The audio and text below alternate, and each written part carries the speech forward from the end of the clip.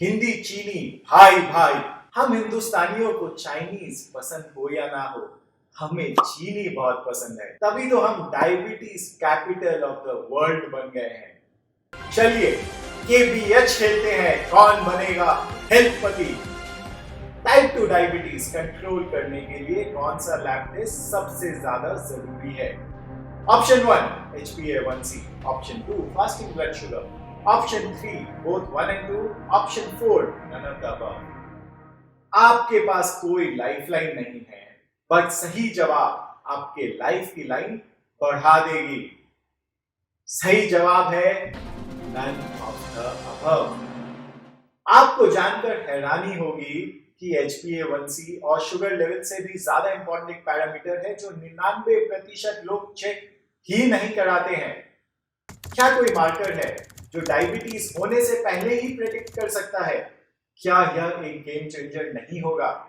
क्योंकि आप preventive steps ले सकोगे और डायबिटीज को होने से रोक सकोगे। हाँ, ऐसा मार्कर है और इसे मेजर करना बहुत ही आसान है और यह है फास्टिंग इंसुलिन। आपको इसके बारे में और बताने से पहले मैं डायबिटीज कैसे होती है वो आसान तरीके से समझाता हूँ। डायबिटीज दो तरह की होती है, टाइप 1 और टाइप 2। टाइप 2 ज्यादा कॉमन है और 90% डायबिटिक को टाइप 2 डायबिटीज ही होती है। तो चलिए सिर्फ उसी के बारे में बात करेंगे। केबीएच टाइम अगेन, मैं आपसे एक और सवाल पूछना चाहूंगा। क्या टाइप 2 डायबिटीज में इंसुलिन बहुत कम होता है या ज्यादा?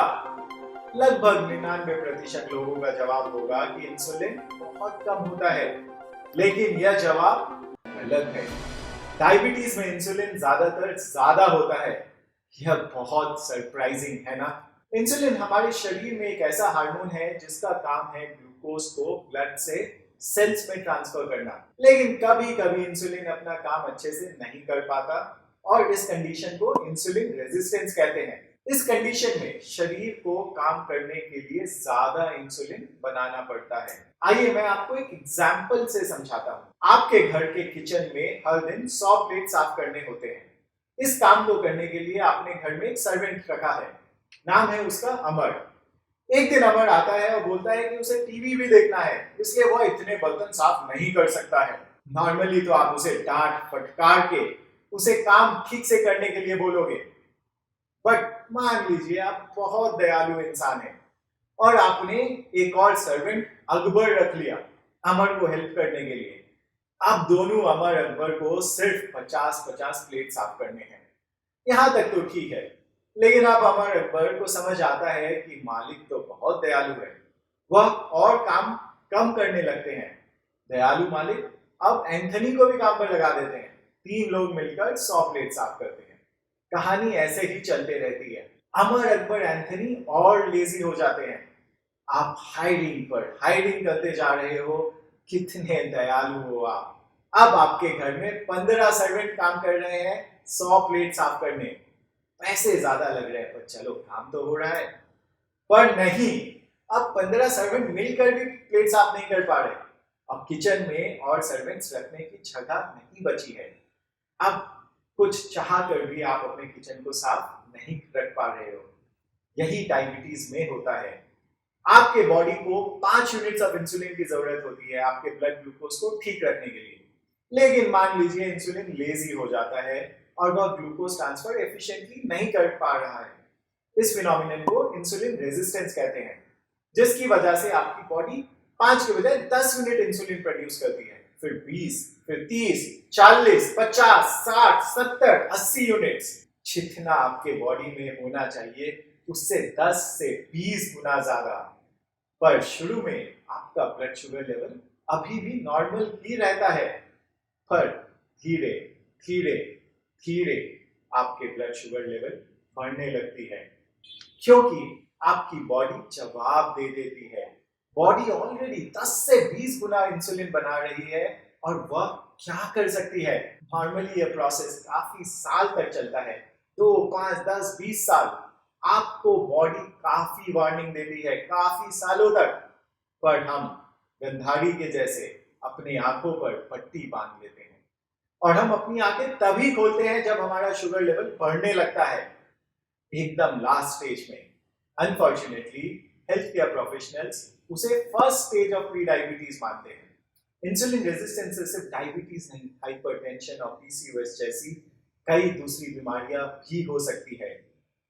आप एक्स्ट्रा इंसुलिन लेकर इंसुलिन रेजिस्टेंस के प्रॉब्लम को सॉल्व नहीं करते हैं, आप सिर्फ ब्लड शुगर के सिम्टम्स को मैनेज कर रहे हैं।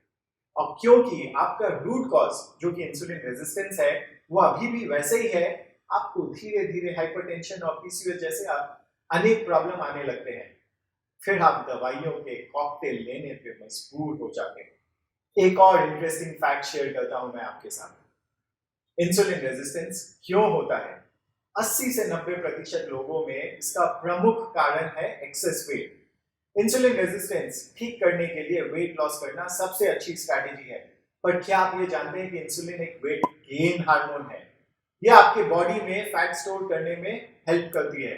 तो एक्सेस इंसुलिन आपके इंसुलिन रेजिस्टेंस को ठीक करने के बजाय उसे और खराब कर रहा है। इसलिए आपको दवाइयों का डोज बढ़ाना पड़ता है और यह एक विशियस साइकिल है। आपका इंसुलिन लेवल कितना होना चाहिए? यह बहुत ही जरूरी है कि आप खाली पेट अपने इंसुलिन लेवल को चेक करें। लैब रिपोर्ट्स के अकॉर्डिंग नॉर्मल रेंज 24 mcl/ml तक होती है, लेकिन फंक्शनल मेडिसिन के अकॉर्डिंग यह लेवल 5 to 10 से कम होना चाहिए। इसका टेस्ट कैसे करवाएं? ये आप एक सिंपल ब्लड टेस्ट करवाकर चेक कर सकते हैं और यह महंगा भी नहीं होता है। अगर आप एक डिटेल लैब टेस्ट करवा रहे हैं तो आप फास्टिंग इंसुलिन भी इंक्लूड कर सकते हैं। 2 से 4,000 के बजट में आप 100+ लैब रिपोर्ट्स टेस्ट करवा सकते हैं जिसमें इंसुलिन भी होगा। एक लिंक मैं वीडियो के डिस्क्रिप्शन में डाल रहा हूँ। इंसुलिन रेजिस्टेंस को चेक करने के लिए एक और पैरामीटर है HOMA-IR, जो कि आपके इंसुलिन लेवल और फास्टिंग शुगर लेवल से ही कैलकुलेट होता है। आपको कोई एडिशनल टेस्ट की जरूरत नहीं है HOMA-IR कैलकुलेट करने के लिए। ऑप्टिमल रेंज 0.5 to 1.4 के बीच में है। अगर ये 1.9 से ज्यादा है तो आपको initial stage of insulin resistance है, और अगर ये 2.9 से ज्यादा है तो ये सिग्निफिकेंट इंसुलिन रेजिस्टेंस कैटेगरी में आता है। किनको इसका टेस्ट करवाना चाहिए? जिनकी भी उम्र 35 साल से ज्यादा है उन्हें साल में एक बार टेस्ट जरूर करवाना चाहिए, या फिर अगर आप एडल्ट हैं और ओबीज या ओवरवेट हैं तो भी आपको इसका टेस्ट हर साल करवाना चाहिए।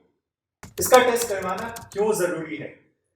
डायबिटीज 7 करोड़ से अधिक भारतीयों को अफेक्ट करती है और 7 से 10 करोड़ को प्री डायबिटीज है। और जैसे मैंने शुरू में बताया, शुगर लेवल लास्ट स्टेज में बढ़ता है, तो खुद ही सोचिए कि इंसुलिन रेजिस्टेंस कितने करोड़ों को होगा। यह एक ऐसी बीमारी है जो आपकी लाइफ को 10 साल कम कर सकती है और आपको जिंदगी भर दवाइयों पर डिपेंडेंट कर सकती है। अगर आप इंसुलिन रेजिस्टेंस को इनिशियल स्टेजेस में आइडेंटिफाई कर लेते हैं तो आपको इसे रोकने का बेहतर मौका मिलता है। अपने हेल्थ को लत पर ना छोड़े और अपने हेल्थ को अपने कंट्रोल में ले, और टेंशन की कोई बात नहीं है। गुड न्यूज ये है कि अगर आप हेल्थ को इंपॉर्टेंस देते हैं तो हेल्थ आपको इंपॉर्टेंस देगी। अगर आपको अपने डिजीज रिलेटेड कुछ भी बात करनी है तो आप कमेंट में डालें, और अगर आप कोई डाइटिशियन या डॉक्टर से फ्री में कंसल्ट करना चाहते हैं तो अपना नंबर भी डालें। अगर आपने वीडियो से कुछ सीखा तो शेयर, लाइक एंड सब्सक्राइब करना ना भूलें। फिर मिलते हैं अगले वीडियो में।